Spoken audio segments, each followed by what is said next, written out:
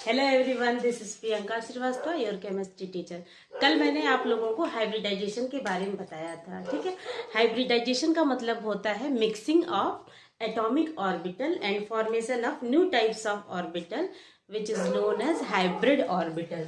जैसे हमने बताया था कि अगर s और 1p इन दोनों ऑर्बिटल की मिक्सिंग हो जाती है तो sp हाइब्रिड ऑर्बिटल बनता है। ठीक है, जितने ऑर्बिटल होंगे उतने ही नए ऑर्बिटल बनते हैं। जैसे यहाँ पे एक s ऑर्बिटल है और एक p ऑर्बिटल है, तो यहाँ पे जो हाइब्रिड ऑर्बिटल बनेगा वो दो तरह का बनेगा।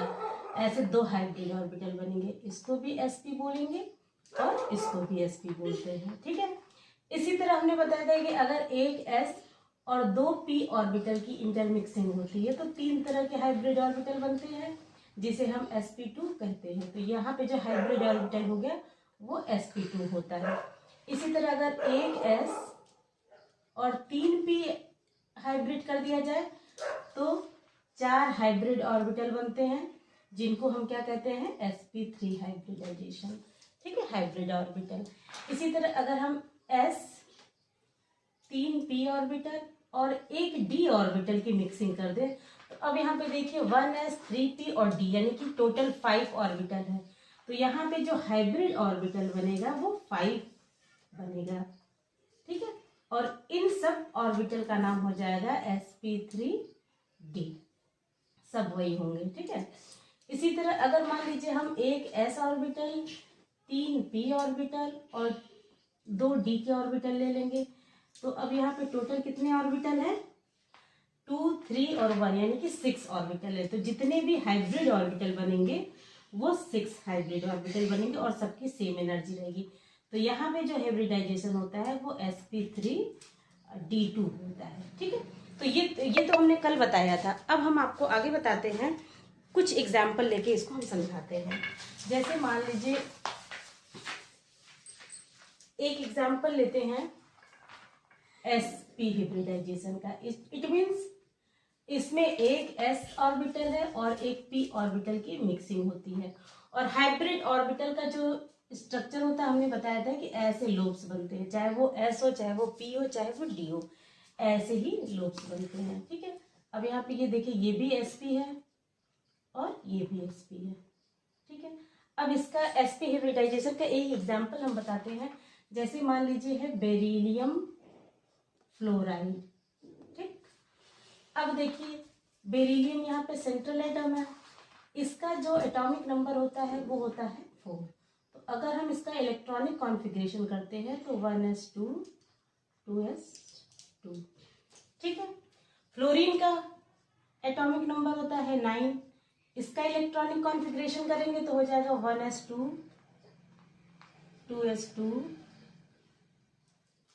2p5। इट मीन्स इसके 5 इलेक्ट्रॉन p ऑर्बिटल में है, तो दो तो पेयर्ड है, ठीक, और एक अनपेयर्ड इलेक्ट्रॉन है। इसी तरह एक और फ्लोरीन है, उसके पास भी यही कंडीशन होगा। हम इसको मान लेते हैं F1 और एक मान लेते हैं F2, तो उसके पास भी यही कंडीशन होगा कि यानी कि दो पेयर्ड इलेक्ट्रॉन होंगे और एक अनपेयर्ड इलेक्ट्रॉन होते हैं। ठीक है, अब बेरिलियम में क्या है, बेरिलियम में s ऑर्बिटल में दोनों जो है इलेक्ट्रॉन प्रेजेंट, यानी कि ये तो पेयर्ड इलेक्ट्रॉन है।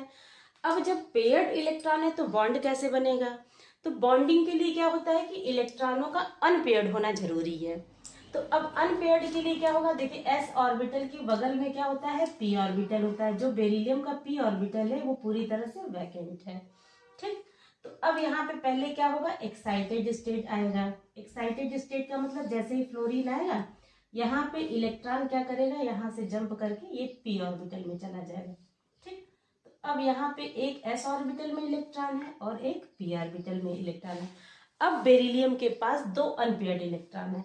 अगर फ्लोरीन आता है तो फ्लोरीन के p ऑर्बिटल वाला इलेक्ट्रॉन आएगा, तो अगर इसके साथ ओवरलैपिंग करेगा तो s और p हो जाएगा, और इसके साथ ओवरलैपिंग करेगा तो p और p हो जाएगा। तो यहाँ पे क्या हुआ, s ऑर्बिटल और p ऑर्बिटल की एनर्जी में डिफरेंस है। तो इसके लिए क्या होता है, इनके बीच जो होता है वो ये ऑर्बिटल एक दूसरे की मिक्सिंग कर देते हैं, यानी कि s ऑर्बिटल और p ऑर्बिटल आपस में इंटरमिक्स होके एक नया हाइब्रिड ऑर्बिटल बना लेते हैं। ठीक है, तो दो ऑर्बिटल आपस में मिक्स हुए तो इस तरह से ये दो नए ऑर्बिटल बन गए जिसमें एक एक इलेक्ट्रॉन प्रेजेंट है। ये हाइब्रिड ऑर्बिटल क्या कहलाएंगे? sp, और ये भी sp कहलाएगा। ठीक, अब क्या होगा, यहाँ जो फ्लोरीन का इलेक्ट्रॉन है ये वाला और ये वाला, ये यहाँ पे आके इनके साथ बॉन्डिंग कर लेगा, यानी कि ये फ्लोरीन का p वाला ऑर्बिटल का इलेक्ट्रॉन है, ये भी p वाला इलेक्ट्रॉन है।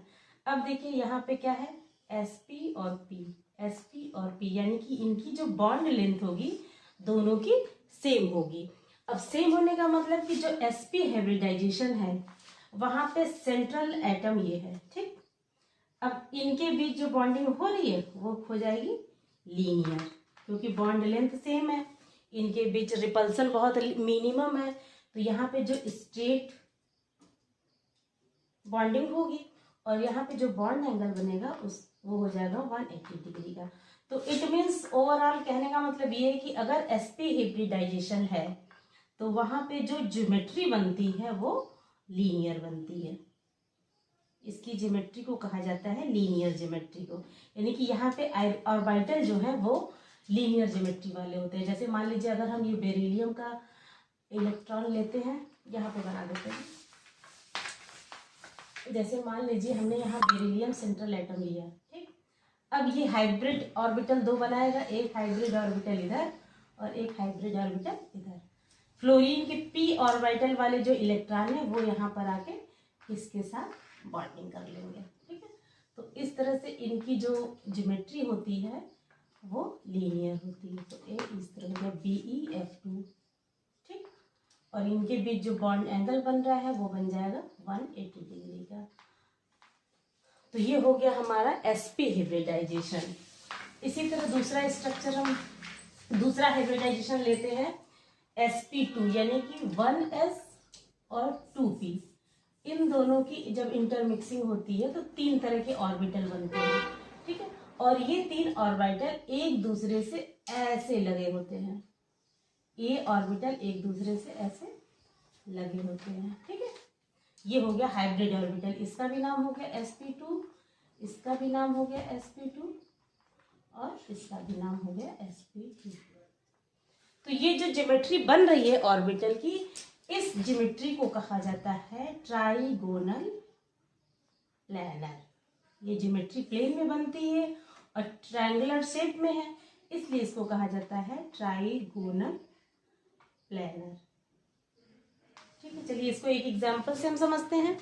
जैसे मान लीजिए हम BF3 ले लेते हैं, BF3।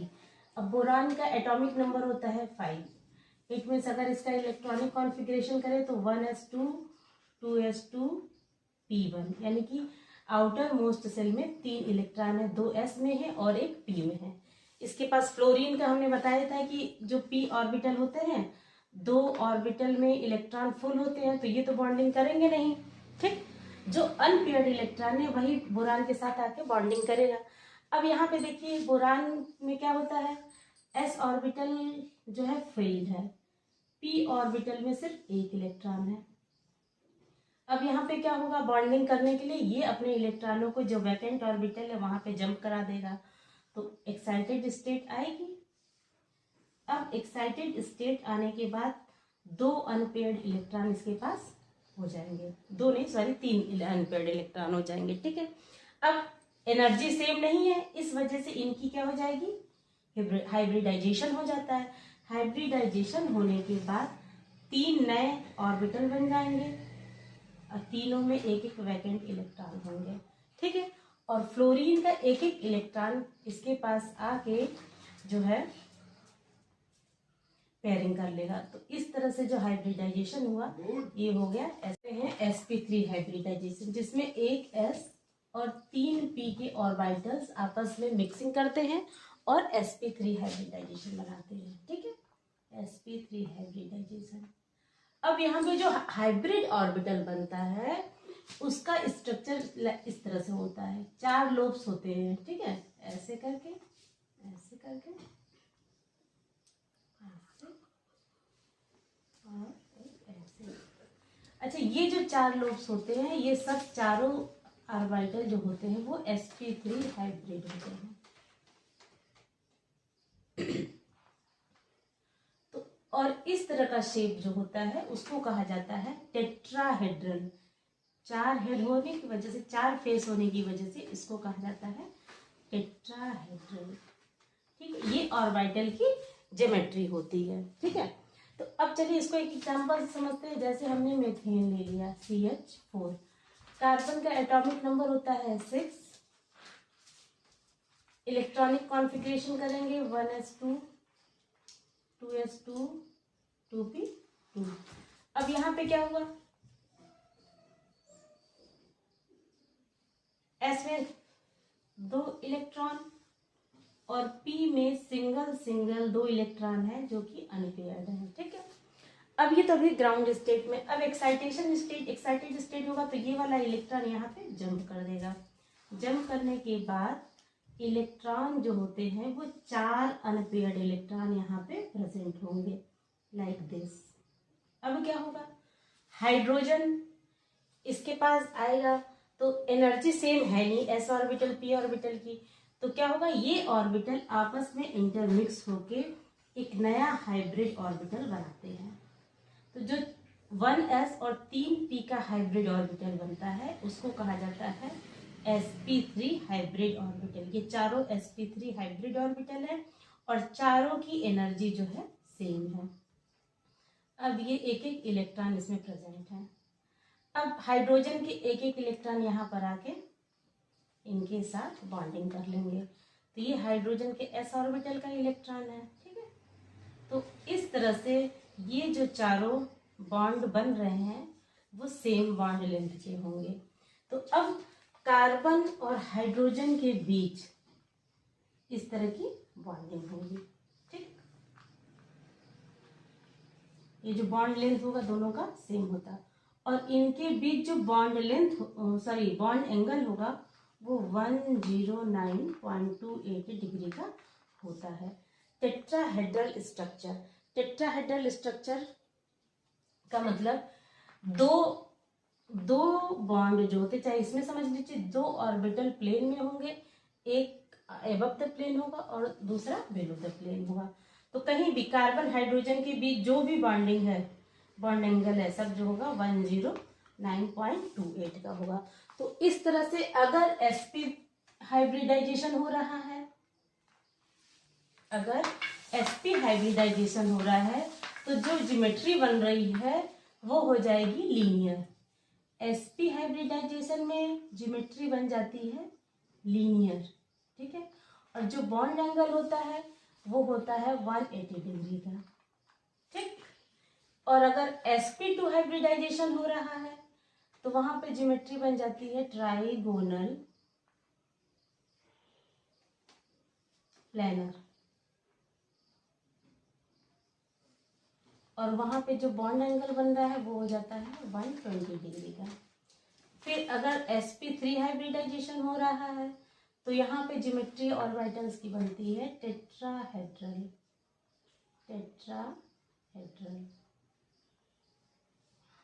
और ज्योमेट्री का जो बॉन्ड एंगल होता है वो होता है 10928।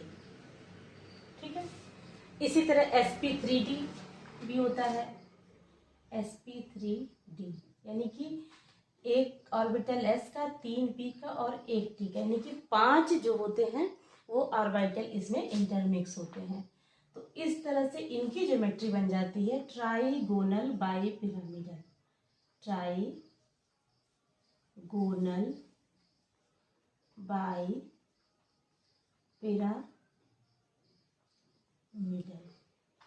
ऑर्बिटल्स, ये ज्योमेट्री होती है। ट्राइगोनल बाइपिरामिडल में ज्योमेट्री का जो